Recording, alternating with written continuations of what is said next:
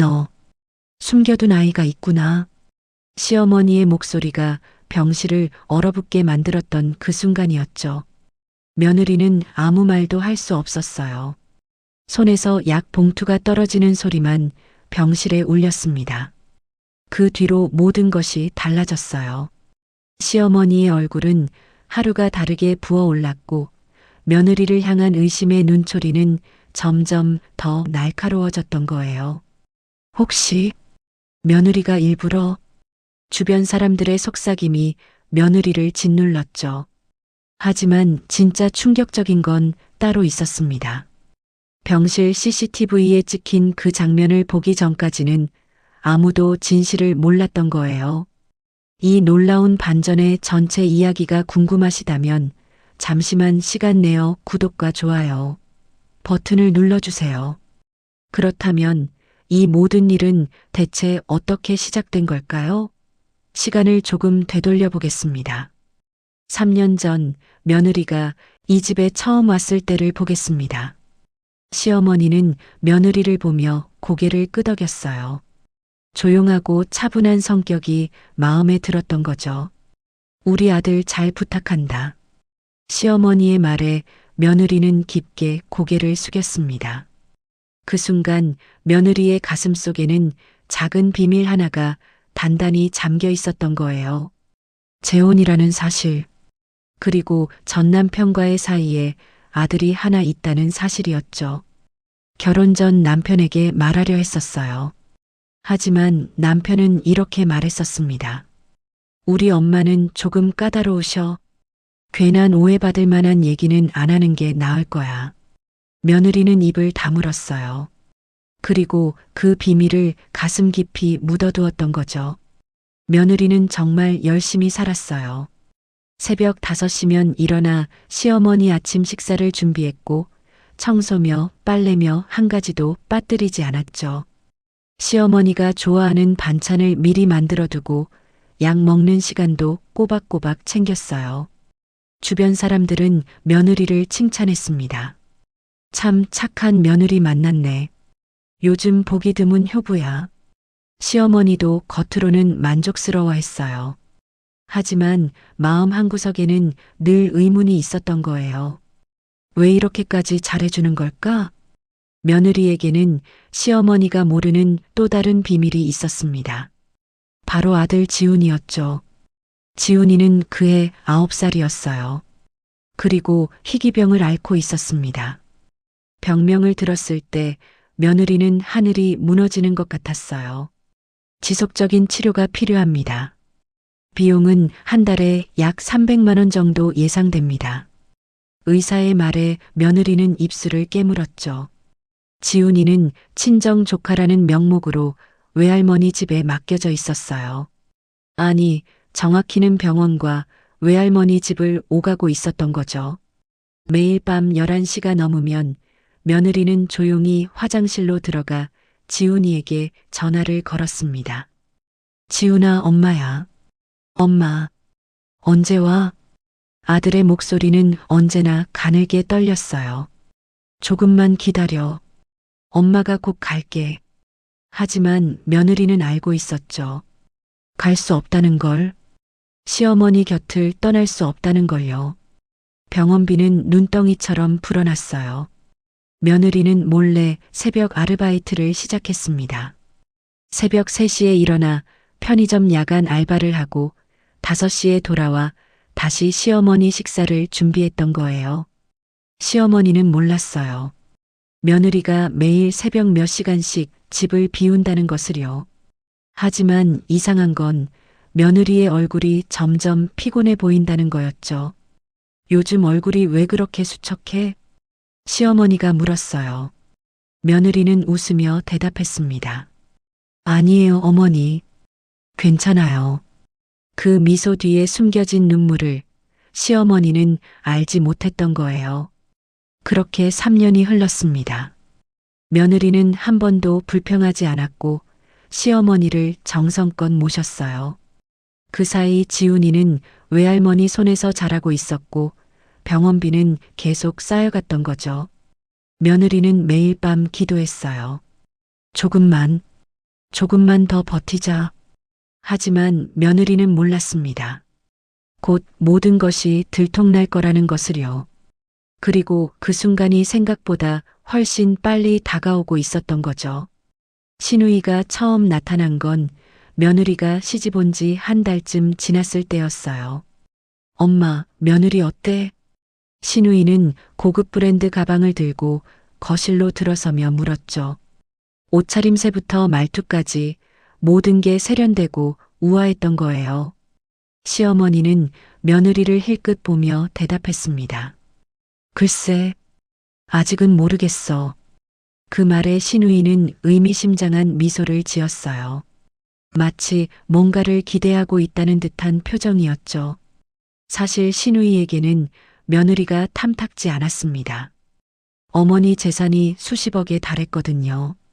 부동산의 예금까지 합치면 엄청난 금액이었던 거예요. 원래는 딸인 자기가 혼자 물려받을 줄 알았는데 동생이 결혼하면서 상황이 달라졌죠. 이제 반으로 나눠야 하는 거였어요. 아니, 혹시 며느리까지 끼어들면?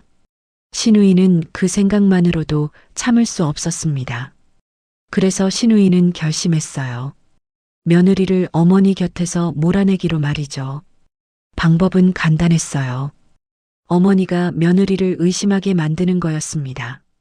신우이는 일주일에 두세 번씩 어머니 집을 방문했어요. 올 때마다 고급 과일 바구니를 들고 왔고 어머니 손을 잡으며 말했죠. 엄마, 많이 보고 싶었어요. 겉으로는 완벽한 효녀였던 거예요. 하지만 며느리가 자리를 비우면 신우이의 말투가 달라졌습니다. 엄마, 며느리 과거는 확인해 보셨어요? 요즘 재혼하는 사람들 많잖아요. 혹시 숨기는 거 있을 수도 있고요. 시어머니는 고개를 저었어요. 우리 며느리가 그럴 리 없어. 하지만 신우이는 포기하지 않았죠. 조금씩, 아주 조금씩 독을 심어넣기 시작했던 거예요. 며느리가 요즘 얼굴이 많이 피곤해 보이던데요? 혹시 밤에 어디 나가는 거 아니에요? 엄마, 요즘은 낮에는 착한 척하고 밤에는 딴짓하는 사람들도 많대요. 시어머니는 그럴 리 없다고 생각했지만 말을 듣고 나니 이상하게 신경이 쓰이기 시작했던 거예요. 그리고 며칠 후 시어머니는 직접 목격하게 됩니다. 새벽 3시 화장실에 가려고 일어난 시어머니는 거실에서 이상한 소리를 들었어요. 문 열리는 소리였죠. 조심스럽게 방문을 열어보니 며느리가 조용히 현관문을 나서는 게 보였습니다.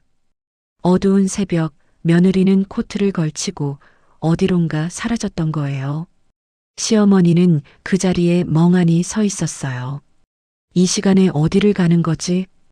다음 날 아침 며느리는 언제 그랬냐는 듯 평소처럼 식사를 준비하고 있었습니다. 얼굴은 조금 피곤해 보였지만 여전히 웃으며 시어머니를 챙겼죠.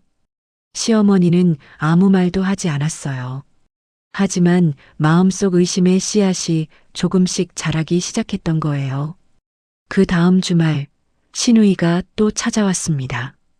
엄마, 며느리가 요즘도 새벽에 나가요? 시어머니는 깜짝 놀랐죠. 너 어떻게 알았니? 신우이는 걱정스러운 표정을 지으며 말했어요. 제가 지난번에 일찍 왔다가 봤거든요. 며느리가 새벽에 나가는 거요. 엄마. 신우이는 어머니 손을 꼭 잡았습니다. 혹시 며느리한테 빚이라도 있는 거 아닐까요? 아니면 다른 남자라도. 그만해. 시어머니가 소리쳤어요. 하지만 신우이의 말은 이미 시어머니 머릿속에 깊이 박혀버렸죠.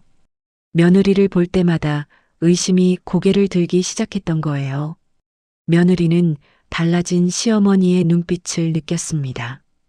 예전처럼 따뜻하지 않은 무언가를 경계하는 듯한 시선이었던 거죠.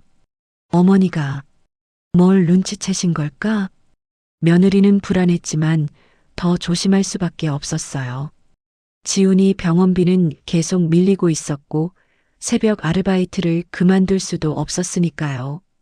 그렇게 시어머니와 며느리 사이에는 보이지 않는 긴장이 흐르기 시작했습니다.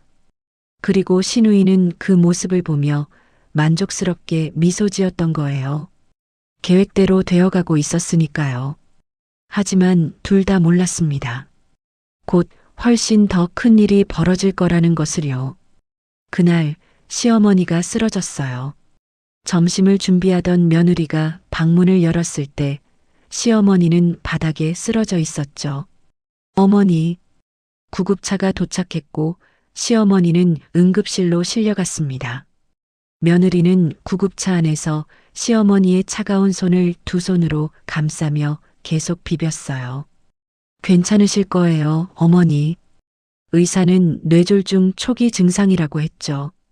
빨리 와서 다행이었던 거예요. 시어머니가 병실로 옮겨졌을 때 며느리는 그 곁을 단 한순간도 떠나지 않았어요.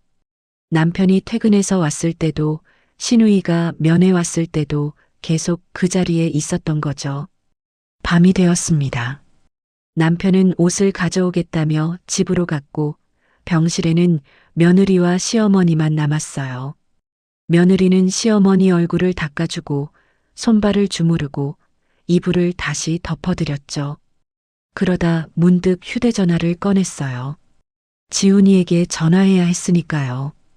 병실 안에서는 통화가 어려웠어요. 며느리는 조심스럽게 일어나 복도로 나갔죠. 바로 그때 가방이 의자에서 바닥으로 떨어졌던 거예요. 소리에 놀란 며느리가 돌아봤지만 시어머니는 여전히 눈을 감고 있었어요. 며느리는 안도하며 복도로 나갔죠. 하지만 며느리는 몰랐습니다. 시어머니가 이미 눈을 뜨고 있었다는 것을요. 시어머니는 천천히 고개를 돌렸어요. 바닥에 떨어진 가방에서 하얀 종이가 삐져나와 있었죠. 시어머니는 힘겹게 손을 뻗어 종이를 끌어당겼어요. 병원 영수증이었습니다. 떨리는 손으로 영수증을 펼쳤어요. 희미한 불빛 아래서 글자가 보이기 시작했죠. 환자명 김지훈, 9세. 보호자 박. 진단명 희귀질환, 지속치료 필요. 월 예상 비용 300만 원. 박 씨. 며느리의 결혼 전 성이었어요. 시어머니의 손이 심하게 떨렸습니다. 며느리에게 9살짜리 아이가 있다니. 그것도 병원비가 매달 수백만 원씩 드는 아이가요. 그렇다면 3년 동안 자기를 극진히 모신 이유가 혹시 돈 때문이었나? 시어머니의 가슴이 답답하게 조여왔어요. 바로 그때 며느리가 병실로 돌아왔어요. 어머니, 깨셨어요? 며느리는 환하게 웃으며 다가왔죠. 하지만 시어머니 손에 들린 영수증을 보는 순간 얼굴이 하얗게 질렸던 거예요. 어머니, 그건... 시어머니는 며느리를 똑바로 쳐다봤습니다. 눈빛이 차갑게 식어 있었어요. 이게 뭐니? 시어머니의 목소리가 낮게 떨렸죠. 며느리는 입술을 깨물었어요. 손이 떨렸고 눈에서는 눈물이 흘러내렸습니다. 죄송해요. 그 한마디밖에 나오지 않았어요. 시어머니는 영수증을 다시 내려다봤죠. 김지훈, 9살, 보호자 박. 머릿속이 복잡했어요. 며느리에게 아이가 있다는 것. 그것도 9살이나 된 아이가 말이에요. 그리고 그 아이가 지금 병원에 입원 중이라는 것. 혹시 내 재산 때문에? 나가줘. 시어머니가 조용히 말했습니다. 어머니, 나가라고 했어. 목소리가 차갑게 얼어붙어 있었죠. 며느리는 울면서 병실을 나갔어요. 복도에 주저앉아 한참을 울었던 거죠. 그 모습을 복도 끝에서 누군가 지켜보고 있었습니다. 신우이였어요. 신우이는 만족스럽게 미소 지으며 돌아섰죠. 모든 게 완벽하게 흘러가고 있었으니까요. 다음 날 아침 시어머니의 눈두덩이 부어 있었어요. 담당 의사는 약물 부작용일 수 있다며 경과를 지켜보자고 했죠. 며느리는 밤새 곁을 지켰지만 시어머니는 며느리가 다가오면 고개를 돌렸어요. 어머니, 약 드실 시간이에요. 간호사 불러. 차갑게 한마디만 했습니다. 오후에 시누이가 왔어요. 과일 바구니를 들고 와서는 시어머니 손을 잡으며 조용히 속삭였죠. 엄마, 며느리한테 물어보셨어요? 그 아이 얘기요. 시어머니는 고개를 저었어요. 시누이는 걱정스러운 표정을 지으며 말했습니다. 재혼이었다는 것도 숨기고 아이까지 있었다니. 그리고 며느리가 약을 직접 챙긴다면서요? 시어머니는 아무 말도 하지 않았지만 표정이 더 굳어졌어요. 병원비가 매달 수백만 원씩 든다면서요. 그 아이 치료비가. 시누이의 말은 독처럼 스며들었죠. 그날 밤부터 시어머니의 얼굴이 더 부어올랐어요. 눈두덩뿐만 아니라 볼까지 퉁퉁 붓기 시작했던 거예요. 담당 간호사가 고개를 갸웃했습니다. 이 약은 원래 이렇게 부작용이 심하지 않은데 며느리는 불안했어요. 뭔가 잘못되고 있다는 느낌이 들었지만 자기가 의심받는 상황에서 뭐라고 말할 수가 없었죠. 사흘째 되는 날 남편이 며느리를 불렀어요. 당신 약 제대로 챙긴 거 맞아? 목소리에 의심이 섞여 있었죠. 무슨 소리야? 내가 왜? 그럼 왜 엄마가 계속 안 좋아지는 건데? 그리고 아이가 있다는 게 사실이야? 며느리는 고개를 숙였습니다. 미안해. 미안하긴. 왜 숨긴 거야? 남편의 목소리가 커졌어요. 복도에서는 간호사들이 수군거렸습니다. 저 며느리분 재혼이래. 숨기고 시집왔대. 시어머니 재산 때문에. 혹시 약을. 며느리는 그 소리를 다 들었어요. 복도를 지날 때마다 시선이 따가웠죠. 며느리는 화장실에서 소리 없이 울었습니다. 숨긴 건 잘못이었지만 시어머니를 해칠 생각은 단 한 번도 없었던 거예요. 오히려 며느리는 이상함을 느끼고 있었어요. 시어머니의 증상이 너무 빠르게 악화되고 있었으니까요. 다음 날 며느리는 조용히 담당 의사에게 물었습니다. 선생님, 이 약이 정말 이렇게 부작용이 심한가요? 원래는 아닌데. 체질에 따라 다를 수는 있죠. 며느리는 석연치 않았지만 더 물어볼 수가 없었어요. 그날 저녁 시누이가 또 왔어요. 시어머니께 약을 챙겨드리며 조용히 말했죠. 엄마, 제가 있을 때만 약 드세요. 그게 안심이 될 것 같아요. 시어머니는 고개를 끄덕였습니다. 며느리는 문 밖에서 그 모습을 지켜봤어요. 가슴이 찢어지는 것 같았죠. 밤이 깊어갔어요. 며느리는 병실 의자에 앉아 있었지만 시어머니는 며느리를 보지도 않았습니다. 며느리는 조용히 속삭였어요. 어머니, 저 정말 그런 사람 아니에요. 하지만 시어머니는 대답하지 않았죠. 며느리는 알았어요. 이제 모든 게 끝났다는 것을요. 하지만 며느리는 몰랐습니다. 진짜 위기는 이제부터였다는 것을요. 일주일째 시어머니의 상태가 급격히 나빠졌어요. 얼굴 전체가 부어올라 눈을 거의 뜰 수 없을 정도였죠. 의사들이 급히 모여 검사를 했지만 원인을 찾지 못했어요. 그날 오후 남편이 며느리를 복도로 불러냈습니다. 이혼하자. 며느리는 얼어붙었어요. 당신이 엄마한테 뭘 한 건지는 모르겠어. 하지만 더 이상은 못 믿겠어. 남편은 돌아서며 차갑게 말했죠. 이혼 서류 준비해놔. 며느리는 주저앉아 울었어요. 하지만 오래 울 시간도 없었습니다. 시어머니 곁에 가야 했으니까요. 병실로 돌아온 며느리는 시어머니 손을 잡았어요. 시어머니는 손을 빼려 했지만 며느리는 놓지 않았습니다. 어머니, 제 말 좀 들어주세요. 며느리의 목소리가 떨렸어요. 저, 재혼 맞아요. 아들도 있고요. 숨긴 건 정말 잘못했어요. 눈물이 흘러내렸죠. 하지만 어머니, 전 정말 어머니를 진심으로 모셨어요. 돈 때문이 아니었어요. 시어머니는 눈을 감았어요. 듣기 싫다는 표정이었죠. 며느리는 계속 말했습니다. 지훈이는 9살이에요. 희귀병으로 매달 수백만 원씩 병원비가 들어가요. 그래서 새벽마다 알바를 했던 거예요. 시어머니의 눈이 살짝 떠졌어요. 어머니한테 돈 달라고 한 적 없잖아요. 전 그냥 가족이 되고 싶었어요.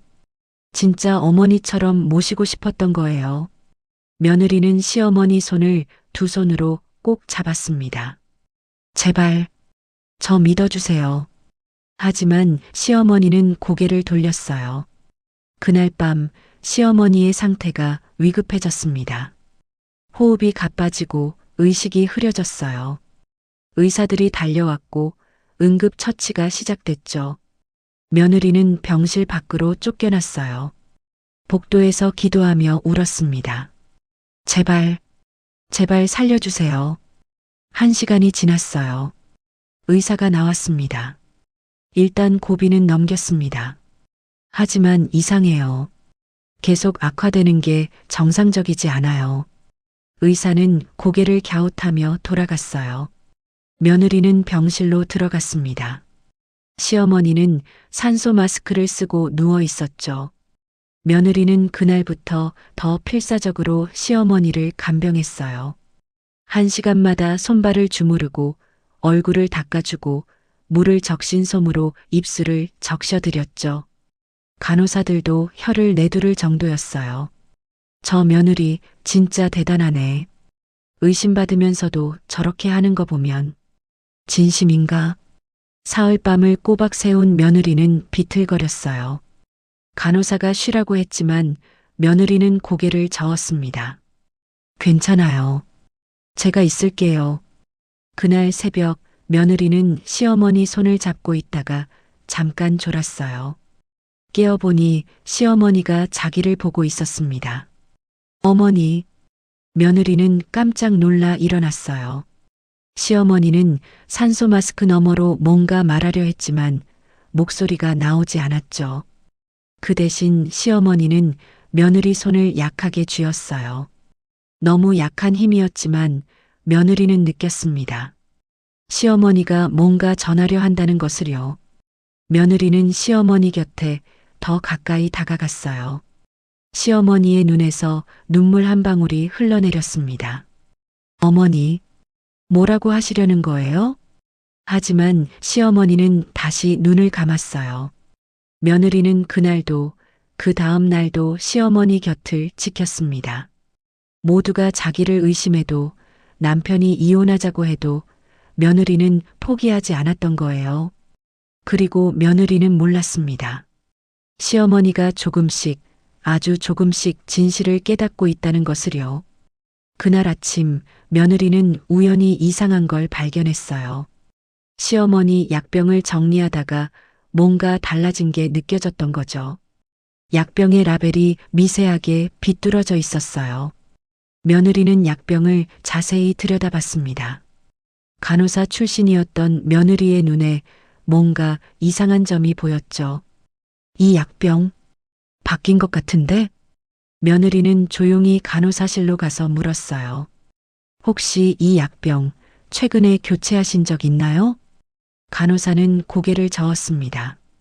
아니요, 계속 같은 거 쓰고 있는데요. 며느리의 가슴이 두근거렸어요. 뭔가 잘못되고 있었던 거예요. 며느리는 병원 보안실로 갔습니다. 죄송한데요. CCTV 좀 확인할 수 있을까요? 보안 요원은 난감한 표정을 지었어요. 무슨 일이신데요? 시어머니 상태가 이상하게 악화되고 있어서요. 혹시 약에 문제가 있는 게 아닌가 싶어서. 보안 요원은 잠시 고민하더니 고개를 끄덕였죠. 알겠습니다. 언제부터 확인하시겠어요? 일주일 전부터요. CCTV 화면이 재생되기 시작했어요. 며느리는 숨을 죽이고 화면을 지켜봤습니다. 처음엔 아무것도 이상한 게 없었어요. 며느리가 약을 챙기고 간호사가 들어오고 남편이 면회 오고. 그런데 사흘 전 영상에서 며느리의 손이 멈췄습니다. 신우이가 병실에 들어왔어요. 주변을 두리번거리더니 문을 닫았죠. 그리고 가방에서 뭔가를 꺼냈습니다. 약병이었어요. 신우이는 재빨리 탁자 위의 약병과 자기가 가져온 약병을 바꿔치기 했던 거예요. 며느리는 숨이 멎는 것 같았어요. 잠깐만요. 이 부분 다시 틀어주세요. 화면이 다시 재생됐습니다. 신우이가 약병을 바꾸는 장면이 또렷하게 보였죠. 며느리는 떨리는 손으로 휴대전화를 꺼냈어요. 경찰에 신고해야 해요. 보안 요원도 충격을 받은 표정이었습니다. 이건 심각한 문제인데요. 1시간 후 경찰이 도착했어요. 며느리는 CCTV 영상을 보여주며 설명했습니다. 시어머니 증상이 이상하게 악화됐어요. 그리고 이 영상을 보세요. 신우이가 약병을 바꿔치기 하는 게 보이죠? 경찰은 심각한 표정으로 영상을 확인했어요. 일단 약병을 압수해야겠습니다. 그리고 용의자도 조사해야 하고요. 경찰이 병실로 향했을 때 마침 신우이가 면회를 왔어요. 어머, 무슨 일이세요? 신우이는 태연한 표정으로 물었죠. 경찰이 말했습니다.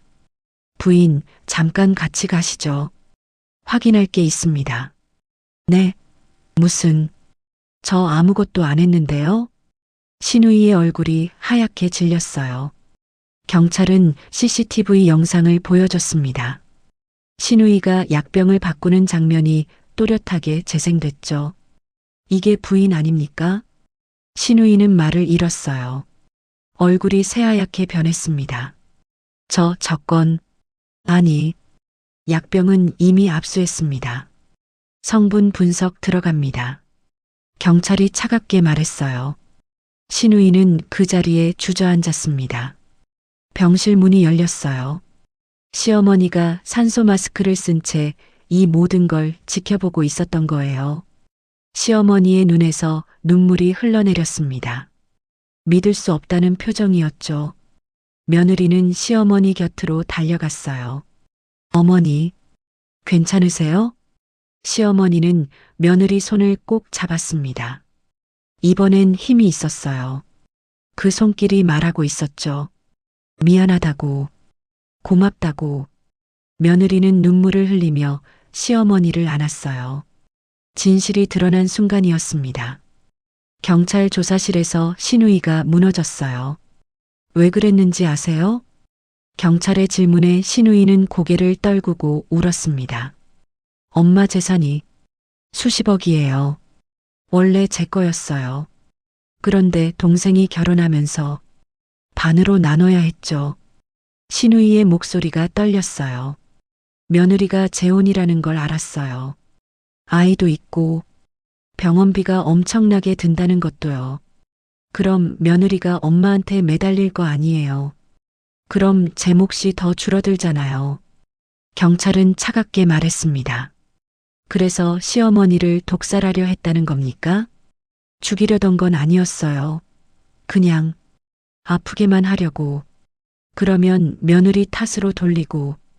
신우이는 끝까지 변명했지만 소용없었어요. 약병에서 독성 물질이 검출됐고 구매 기록도 나왔죠. 증거는 완벽했습니다. 사흘 후 신우이는 구속됐어요. 살인 미수죄로 말이에요. 법원은 엄정하게 판결했습니다. 징역형과 함께 유산 상속권 완전 박탈이었죠. 시어머니는 병실에서 그 소식을 들었어요. 딸을 잃은 슬픔보다 며느리를 의심했던 미안함이 더 컸습니다. 며느리가 병실에 들어왔을 때 시어머니는 산소 마스크를 벗었어요. 의사가 괜찮다고 했거든요. 독극물을 끊으니 부종이 빠르게 가라앉고 있었죠. 앉아라. 시어머니가 며느리를 보며 말했습니다.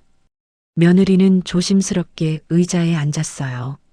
시어머니는 한참을 말없이 며느리를 바라봤죠. 그러다 눈물을 흘렸어요. 미안하다. 시어머니의 목소리가 떨렸습니다. 너를 의심했어. 돈 때문에 시집왔다고, 나를 해치려 한다고. 며느리도 눈물이 났어요. 아니에요, 어머니. 제가 숨긴 게 잘못이에요. 시어머니는 고개를 저었습니다. 아니야. 숨긴 건 내게도 이유가 있었겠지. 이제 얘기해줘. 지훈이 얘기를요. 며느리는 천천히 이야기를 시작했어요.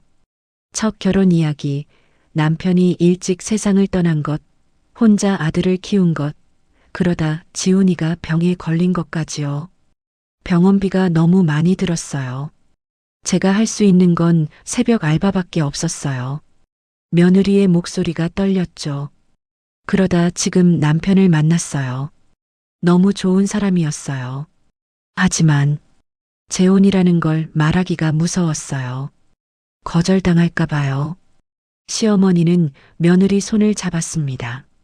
그래서 3년 동안 날 정성껏 모신 거구나. 의심받을까 봐요. 며느리는 고개를 저었어요. 아니에요. 정말로 어머니를 진심으로 모신 거예요. 어머니가 제게 처음으로 엄마 같았어요. 두 사람은 한참을 울었습니다. 시어머니가 먼저 눈물을 닦고 말했어요. 지훈이, 치료비는 내가 댈게. 며느리는 깜짝 놀랐죠. 어머니, 그럴 순 없어요. 왜 없어? 지훈이는 이제 내 손주야. 시어머니는 단호하게 말했습니다. 그리고 너, 재혼 숨긴 거 우리 아들한테도 제대로 얘기해야 해. 내가 같이 있을 테니까. 며느리는 고개를 숙이고 울었어요. 감사의 눈물이었죠. 시어머니는 며느리를 끌어안았습니다. 고맙다, 우리 딸. 날 살려줘서. 그 말에 며느리는 더 크게 울었어요. 진짜 가족이 되는 순간이었습니다. 그날 저녁 시어머니가 아들을 불렀어요. 앉아라. 할 얘기가 있어. 남편은 어머니와 아내가 나란히 앉아 있는 모습에 어리둥절했죠. 시어머니가 먼저 입을 열었습니다. 내 아내가 재혼이라는 거, 그리고 아들이 있다는 거 알지? 남편은 고개를 끄덕였어요. 여전히 배신감이 남아있는 표정이었죠. 하지만 너 아내가 왜 숨겼는지는 몰랐을 거야. 시어머니는 며느리를 보며 고개를 끄덕였어요. 이제 내가 말해보라고요. 며느리는 떨리는 목소리로 시작했습니다. 전 당신을 속이고 싶지 않았어요. 하지만 재혼이라는 걸 말하면 헤어질까봐 무서웠어요. 눈물이 흘러내렸죠. 지훈이는 희귀병을 앓고 있어요. 매달 수백만 원씩 병원비가 나가요. 전 새벽마다 알바를 했어요. 어머니 몰래요. 남편은 입을 다물지 못했어요. 하지만 한 번도 어머니한테 돈 달라고 안 했어요. 그냥 진짜 가족이 되고 싶었어요. 시어머니가 끼어들었습니다. 이 사람이 날 살렸어. 내 누나가 날 죽이려 했을 때 이 사람이 진실을 밝혀냈어. 남편은 충격을 받은 표정이었어요. 시어머니는 계속 말했죠. 3년 동안 이 사람이 얼마나 나를 잘 모셨는지 아니? 돈 때문이었으면 그렇게 못해. 진심이었어. 남편은 아내를 바라봤습니다. 아내는 고개를 숙이고 울고 있었죠. 남편은 천천히 아내 앞에 무릎을 꿇었어요. 미안해. 내가 너를 의심해서. 며느리는 고개를 저었습니다. 아니야, 당신 잘못 없어요. 제가 숨긴 게. 아니야. 남편은 아내를 끌어안았어요. 나도 너를 믿었어야 했어. 이혼 얘기한 거.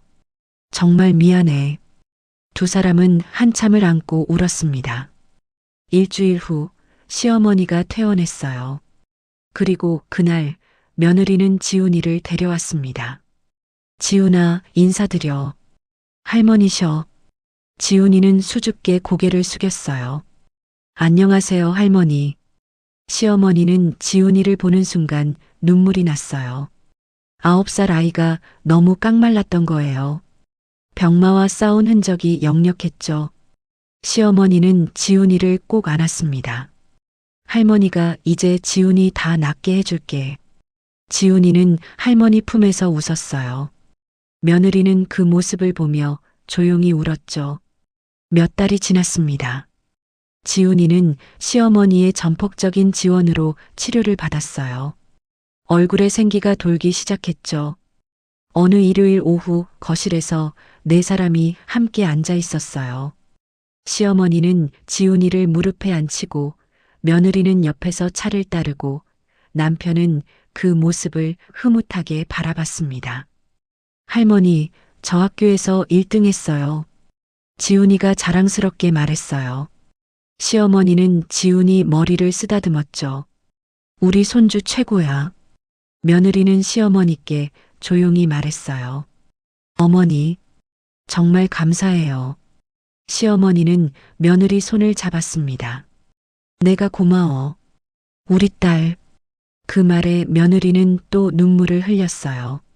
시어머니는 창밖을 바라보며 조용히 말했죠. 사람은 말이야. 피로 가족이 되는 게 아니더라.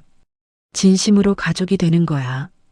그 말이 거실에 따뜻하게 퍼졌습니다. 진짜 가족이 무엇인지 네 사람은 이제 알고 있었어요. 이 이야기가 여러분에게 작은 여운을 남겨드렸다면 구독과 좋아요, 정중히 부탁드립니다. 끝까지 시청해 주셔서 감사합니다.